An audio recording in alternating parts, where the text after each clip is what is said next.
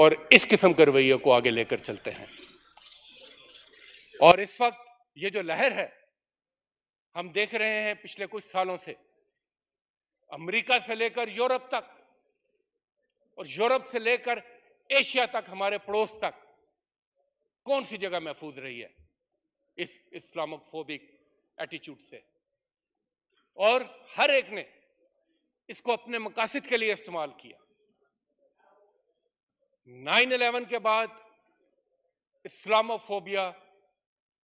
Islamophobia आपको हर जगह नजर आएगा ये लफ्ज, और इसके कवर में एक तस्वीर कशी की गई कि मुसलमान, इनके साथ आप बैठ नहीं सकते, ये दहशतगर्द लोग हैं, ये वैल्यूज पर बिलीव नहीं करते। आज यूरोप में जो हो रहा है, ये सिर्फ स्वीडन की बात नहीं है, ये बेशतर यूरोपीय ममालिक में ये काम हो रहा है। और इसके पीछे एक पूरी सियासी सोच भी है। ये एक टूल बन गया है सियासी जमातों के लिए। और आज आप देखें कि वहां पर लिबरल जमातें, उनका ग्राफ नीचे आ रहा है, और वहां पर जो राइट एक्सट्रीमिस्ट जमातें हैं वो दिन ब दिन उनका ग्राफ ऊपर आ रहा है। और वो ग्राफ इसलिए ऊपर आ रहा है कि वो इस हेट मॉन्गरिंग में लगे हुए हैं। ये उनकी पॉलिटिकल आइडियोलॉजी है। जितनी नफरत पैदा करेंगे वो अपना वोट बैंक बढ़ाते हैं। तो असल मसला उनका कुछ और है। वहां पर मुआशी मसाइल हैं, वहां पर इमिग्रेंट्स के मसाइल हैं, मगर उन मसाइल को मजहब और मुसलमानों को निशाना बनाकर एक फसाद क्रिएट किया जा रहा है, बजाय ये कि असल मसले को एड्रेस किया जाए। जनाब स्पीकर, सिर्फ यूरोप में नहीं, हमारे पड़ोस में भारत में इंसानी हकूक की तो जो धज्जियां बखेरी जा रही हैं वो अपनी जगह, मगर खुसूसन मुसलमानों के साथ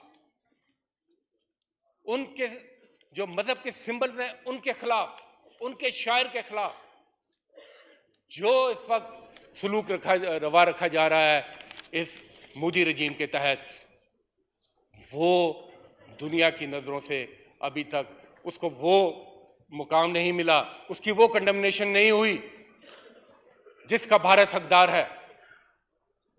ये काम वहां पर भी सियासी फायदे हासिल करने के लिए, हिंदुत्व की आइडियोलॉजी को आगे बढ़ाने के लिए एक जो सफर शुरू किया था गुजरात में कत्लेआम से, बाबरी मस्जिद को मिसमार करके, आज वहां पर लिंचिंग होती है मुसलमानों की, दुकानों को जलाया जाता है, लाउड स्पीकर पर पाबंदी, मसाजिद पर हमले, और दूसरी तरफ इसके कवर में आप देख रहे हैं कि कश्मीर में क्या हो रहा है और किस तरीके से हठधर्मी से एक काबिज रजीम है। जनाब स्पीकर, आगे की बात करनी चाहिए कि वे फॉरवर्ड क्या है। सिर्फ मजम्मत से, सिर्फ एहतजाज से यह बात नहीं होगी। मेरे नजदीक पहला कदम हर अवेलेबल फोरम के ऊपर पूरे एतमाद के साथ, पूरी मजबूती के साथ हमें आवाज उठानी है। चाहे वो हमारे फोरम्स हैं, जो जिस पोजीशन में भी है उसको जो भी फोरम मुयस्सर है वहां से आवाज जानी चाहिए। मेरी आज सेनेट के हवाले से बात हो रही थी चेयरमैन साहब से, तो मुझे बड़ी खुशी है कि चेयरमैन सेनेट ने भी सेनेट के बिहाफ पर खतूत लिखे हैं तमाम पार्लियामेंट्स को, और बल्कि ये भी ऑफर की है कि वहां पर जाकर हम मुनाजरा, बातचीत करने, अपना मौक़िफ़ रखने की भी बात की है।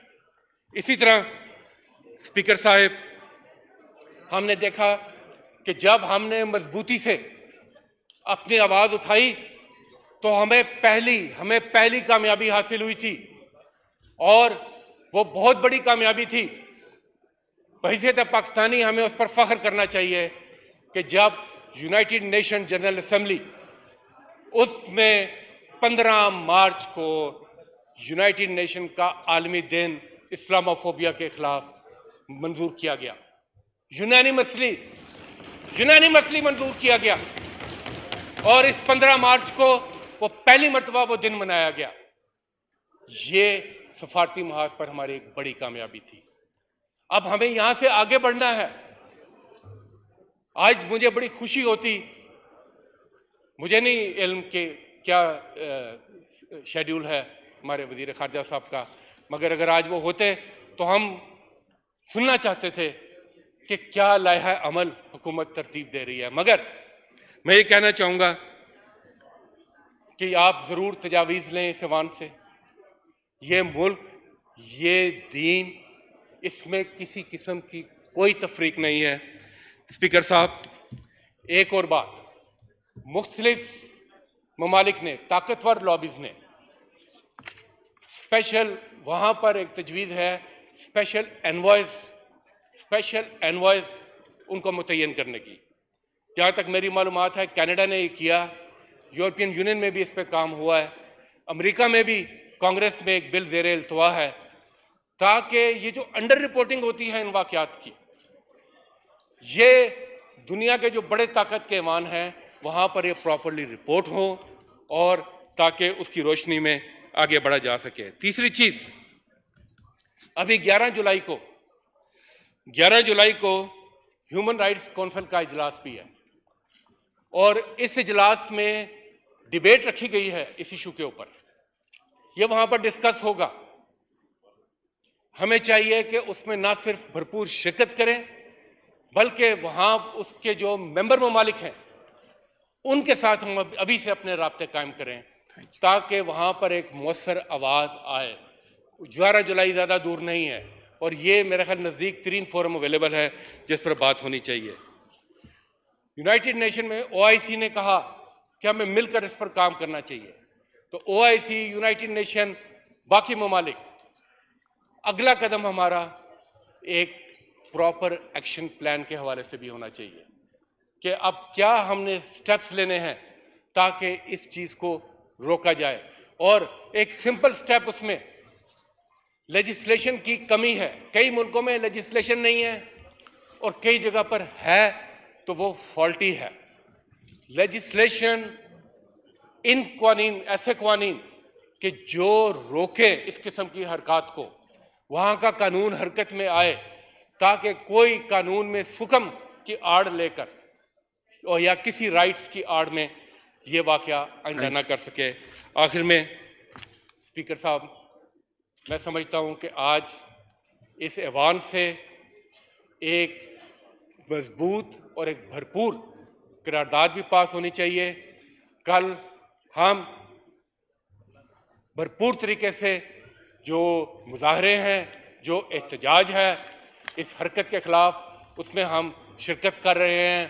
पूरी कौम उसमें शिरकत करेगी और ये पैगाम जाएगा कि पाकिस्तानी कौम इन मामलात पर एक है। बहुत बहुत शुक्रिया। मोहतरम